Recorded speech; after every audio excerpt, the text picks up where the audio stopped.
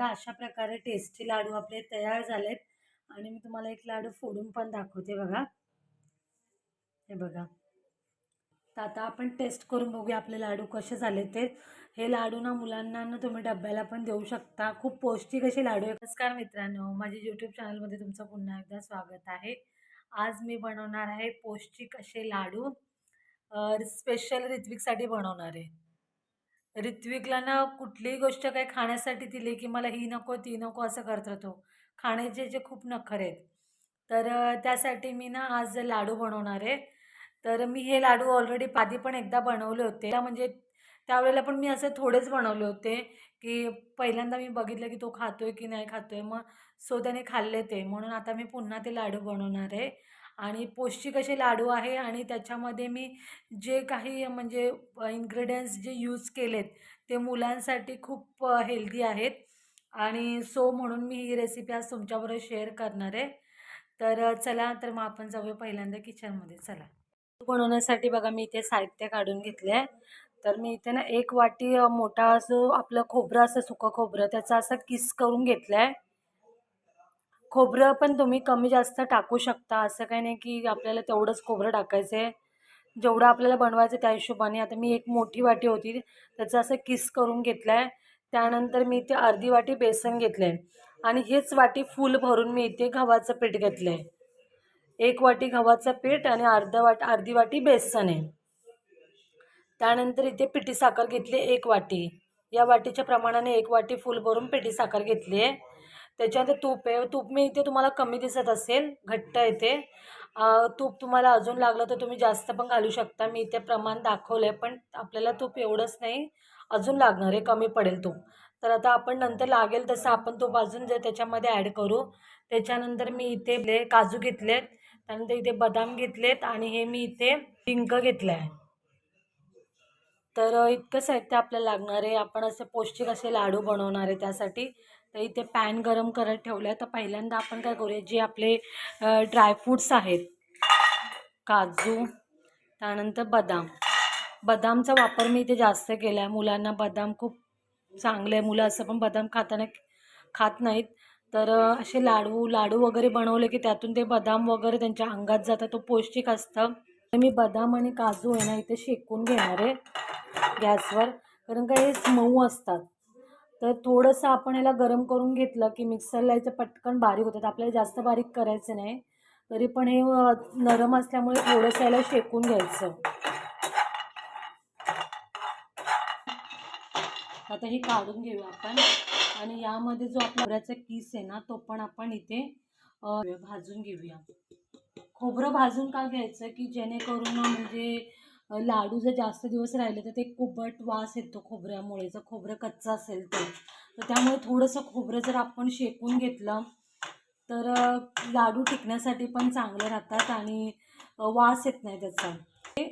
खोबरं आपलं चांगलं भाजलं गेलं तर खोबरं आपण काढून घेऊया. यामध्ये आपण काय करूया, थोडंसं तूप घालून जे आपले डिंक आहे ते थोडे याच्यामध्ये तुपामध्ये भाजून घेऊया. डिंक ऑप्शनल आहे, जर तुम्हाला डिंक घालायचे असेल तर तुम्ही घालू शकता, नाही घातलं तरी काही प्रॉब्लेम नाही. पण शक्यतो डिंक घाला, कारण का असं ना तसं आपण डिंक कधी खात नाही, पण असे लाडूमध्ये वगैरे आपण डिंक घातलं तर ते निदान मुलांच्या पोटात तरी तेवढं जातं अंश त्याचा, म्हणून ते. आणि थंडीमध्ये ना डिंकाचे लाडू वगैरे तुम्हाला माहीतच असेल खातात ते, सांधेदुखीसाठी वगैरे उपयुक्त ठरतं म्हणून. आता आपण काय करूया, हे जे सुकं खोबरं आहे ना ते पण ना थोडंसं मिक्सरला बारीक करून घेऊया. एकदम पावडर नाही करायचे, थोडंसं बारीक करूया. आणि हे काजू बदाम पण आपण बारीक करायचे. त्यानंतर हा डिंक जो मी तुपामध्ये तळून घेतला आहे तो सुद्धा आपल्याला बारीक करायचा आहे. तर हे सगळं मिश्रण आपण थंड होऊ दे, थंड झाल्यानंतर मिक्सरला बारीक करून घेऊया. सगळं मिश्रण आपलं थंड होईपर्यंत ना आपण काय करूया, तुपामध्ये ना हे जे बेसन पीठ आणि गव्हाचं पीठ आहे ना ते भाजून घेऊया बारीक गॅसवरती. आपल्याला चांगलं शेकून घ्यायचंय, म्हणजे खूप पीठ आणि गव्हाचं पीठ बघा चांगलं भाजलं गेलंय तुपामध्ये. तूप जर तुम्हाला अजून वाटलं तर तुम्ही अजून घालू शकता. तर बारीक गॅसमध्ये चांगलं असं गोल्डन गोल्डन भाजून घ्यायचं. अशा प्रकारे भाजून घ्यायचं आपल्याला. तर थोडंसं मी अजून इथे तूप ॲड करते. एकदम तूप घातलं ना तर ते लगेच ओढून घेतं, म्हणून थोडं थोडं घालायचं, एकदम घालायचं नाही.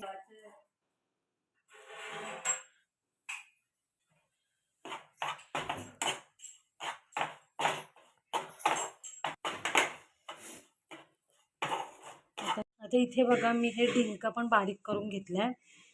थोडंसं पाणी सुटल्यासारखं तुम्हाला दिसत असेल, ते तुपामध्ये आपण भाजल्यामुळे पण आपल्या लाडूमध्ये ते एकजीव होईल.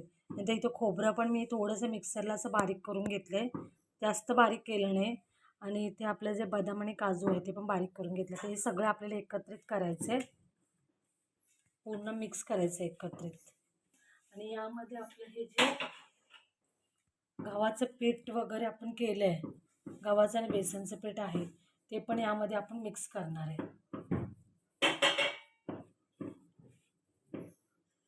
गरम आहे. पण जी पिठी साखर आहे आपली, ही पिठी साखर पण घालायची. ही कमी जास्त तुम्ही घालू शकता, तुम्हाला जसं गोड पाहिजे त्याप्रमाणे. आता हे सगळं चांगलं हाताने एकजीव करून घ्यायचं. आता हे मिश्रण सगळं आपलं एकजीव आपण करून घेतले. आता आपण लाडू वळून घेऊया. अशा प्रकारे आता पटापट आपण असे लाडू वळून घेऊया. पीठ घातल्यामुळे कसं आलं, त्याला चिकटपणा आला आहे, त्यामुळे ते पटकन वळले जात आहेत. जरी थंड झाला ना तरी हे वळले जातील, कारण का पिठामुळे थोडं चिकटपणा असतो यामध्ये. बघा अशा प्रकारे टेस्टी लाडू आपले तयार झालेत. आणि मी तुम्हाला एक लाडू फोडून पण दाखवते बघा. हे बघा, जे आपण त्याच्यामध्ये जे काजू बदाम पण घातले ना ते पण आहे, खोबरं पण आहे. आणि काजू बदाम खोबऱ्यामुळे त्याला खूप मस्त अशी चव टेस्ट आली आहे. बघा किती छान दिसत आहेत. तर आता आपण टेस्ट करून बघूया आपले लाडू कसे झाले. ते पाहिलं असेल किती पौष्टिक असे आपले लाडू तयार झालेत. आणि हे मोठ्या माणसांसाठी पण यूजफुल आहेत, कारण का डिंक वगैरे तर आपण म्हणजे खातोच, की ते यूजफुल ठरतं शरीरासाठी, खूप चांगलं असतं डिंक वगैरे. त्यामुळे तुम्ही पण ही रेसिपी नक्की ट्राय करून बघा. अर्ध्या तासामध्ये म्हणजे होण्यासारखे लाडू आहे आणि पटकन होतात. आणि आपण कधीही म्हणजे मुलांसाठी बनवून ठेवू शकतो. मुलांसाठी हे खूप पौष्टिक असे लाडू आहेत. तर तुम्हालाही माझी रेसिपी आवडली असेल तर प्लीज माझ्या चॅनलला सबस्क्राईब करा, लाईक करा. पुन्हा भेटू नेक्स्ट व्हिडिओमध्ये. Bye bye.